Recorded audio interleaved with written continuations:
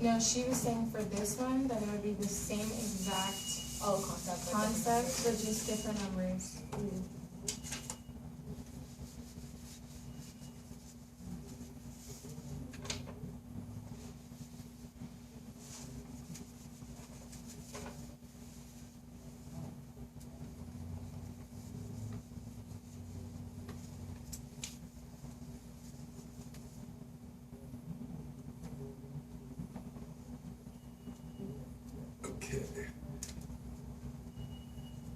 Okay, here's FIFO. We'll use nice round numbers. So we're going to use, we're going to sell shoes. You want to sell shoes? Okay, we're selling shoes. So we have 100 pairs. We're going to do all nice round numbers for simplicity, okay? So this is how much each batch costs. So this is $1, $2, $1, and $2, okay? So FIFO means exactly what it says, first in, first out. LIFO, last in, first out, okay? So let's sell, you want to do perpetual or period. So know this, there's two. Perpetual is what it says it is. So if we sell, let's do that first. Perpetual. I don't think we work with periods, so it's better to just do perpetual. And you will have period on there. You can't not have period on there. But she didn't say anything about that. The more challenging of the two is perpetual. Because on our study guide, she's saying under perpetual system, she has that bolded. So we probably shouldn't even worry about period right now. I would know it just in case. The only thing about periodic system that we need to know is the difference between periodic. If you can do perpetual, periodic is just period. All of these guys. Okay. Easy. Because she just wants us to know the definition of that. Yeah, it just means for the period, perpetual is what it says, it's perpetual. Okay. So, Solomon, back to you. So we have, collectively we have 400 pairs of shoes. This costs $1, $2, $1, $2, and then first in, first out. So I just sold 150 pairs. Okay, so here, 150. So you just send somebody back in your warehouse. This is our inventory here. First in, first out, go get 150 pairs. So where would you start? Boom, right here, right? How much does it cost? Yeah, but I have 100 pairs, $100, right? Oh, okay. 100, and then we're not done yet because we need 50 more, so we pulled out of, and then how much does it cost? $2, $100. Cost of goods sold means nothing more than cost of inventory. If we have a business, I need to know how much profit I made off my shoes. So we have 200 in, and then we sold 150, so let me see. Cost of this batch is $200. That's that. So let's do opposite, let's do LIFO. So let's just change this to LIFO. How are you? You're getting an A on this, right? You can't miss any. Okay, just check it. So it's 250 shoes gone. Okay, and start getting them. We're to boom, gone. So that's 100, and it's $200. Next, $100. Next, 50 more. gone. So You guys are studying tomorrow? 100, 2, 3, 400. Cost of goods sold. Yeah. That's it. How about let's do average? Average is easy as well. Yeah, what time are you thinking? So average, Okay. you just have to get an average. So it's going to be 100, 200, At night? and then 100, 200. So it's 3, 4, 5, 600. $600 because we have 100 pairs times $1, 100 pairs times $2. $600, and we have how many pairs? 1, 2, 3, 4. 6 over 4 is 150. So it's 150. So how much is cost of goods sold for 150 times $150 average cost?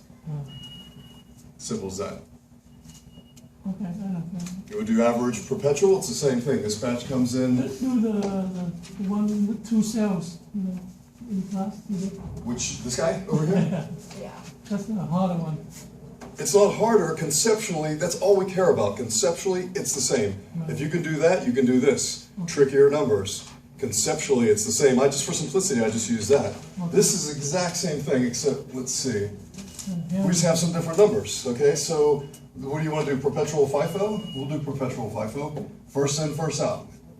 So we're selling 10 pairs, first in, first out. Right. Go, where are you getting the first pair out? August first, Right here? right, 3 times 91.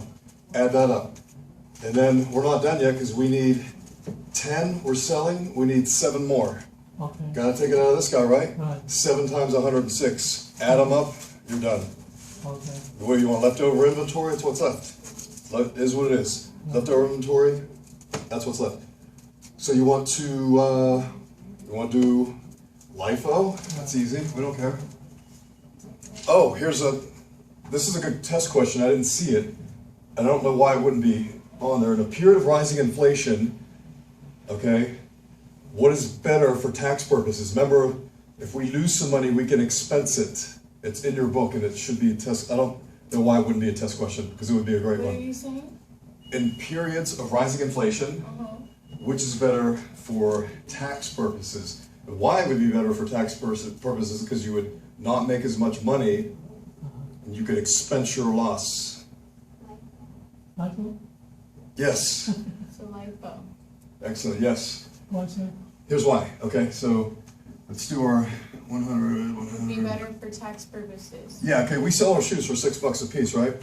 So 1, 2, $5. This batch costs us $500. This batch costs us $200. This batch costs $100.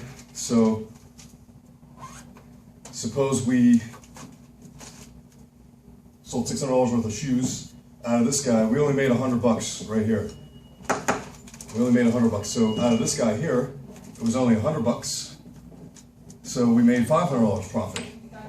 Rising inflation, FIFO better for tax purposes, shows less net income. So 2 sides of the same coin. So you could either have a better tax return, or since we're accountable to shareholders, right? Do you want to invest in my company when I'm not making money? So there's 2 sides. It's just it's pretty subjective. It's just a management decision. What do you want to And you do? said LIFO, right? LIFO. Yeah, in periods of rising inflation. I know that. Did you read that in the book? No, she talked about it in class. Uh-huh. In periods of rising inflation, what would Yeah. be better for tax purposes? And that would be LIFO. Why? Oh, sorry. Sorry. Oh, yeah. Thank you so much. Prices are going up. Yeah. So Prices we've go never up. adjusted what we're, so we've been selling shoes, for $6 for years. Inflation's going up, we're gonna have to make an adjustment, but we haven't, so we're making less money now. So we can expense it. Okay. Gotcha. And you're 100% on LIFO, FIFO? Kind of, For some reason, for the life of me, I'm still trying, because you're saying, because for the FIFO, we have 10 and we need 10. We need 10. So then we go to the purchase of 15.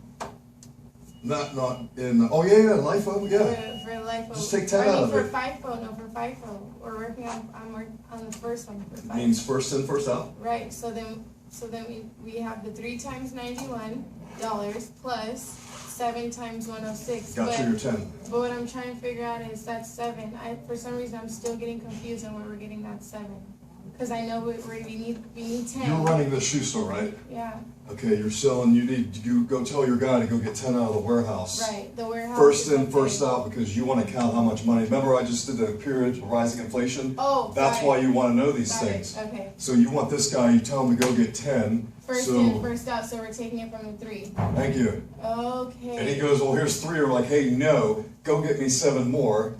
Where are you going to get them at? This doesn't even exist. There's no other place to get them but this guy. Right, So then you got 7 times 106. right. And then you have 8 left. Gotcha. So remember, you have 8 left when you're doing your calculations on the exam, because in case you get this guy, remember, a little tricky, 8, you don't care about that. We don't even tap into that. We only have 8 up here. So it's 8 times 106. And you're done. I think what confused me most is that, you take out whatever units you can, and then you're left with a new number, and it's like you see a new number every time. Yeah. But it's like, find out how much you sold, and then it's just from that number, I just subtracted like whatever I used. Like say it would, for the beginning inventory, it would be like 10 minus 3. And then I would cross that and then make a 7. And then it's like, okay, I still need to find that much.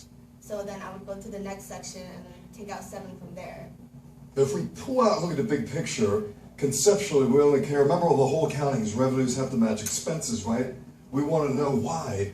If we're using FIFO, we want to know how much that costs. What did this cost? Why? We want to know, like, the whole thing of, that's why we don't do cash basis. That's why we do accrual, because we want to match everything. Because when we need to make decisions, we're like, well, if we need to change the prices, but we need to know, we need information. We need to know that this was 91 bucks, that was 106 Can you bucks. show me one more time how you, for the cost of goods sold for August 14th, I know it's 8 times 106, but can you show me where you got that 8 from again? One more time. So we're going first in, first out, right? Yeah. Whole warehouse back here. This guy's gone. Got 8 left here. We don't care about that, it's a sale. Because We you have 10 here. subtracted 7 from 15. I did, I had 8. Okay. You're left with 8. And you're And then left with first 8. in, first out, that was in the warehouse. So you send your guy back and he has to go pull out of there. Nothing else to do. Like, First in, first out. like imagine if Right. there was 7 units left. Then you would take 7 and then you'd still need 1. And then you would go to the next section and take 1 out. We'll do last in, first out. This guy, 10. Just take out of there. Right. I got you. Okay. Alright, cool. What else do you guys want to fund for the exam?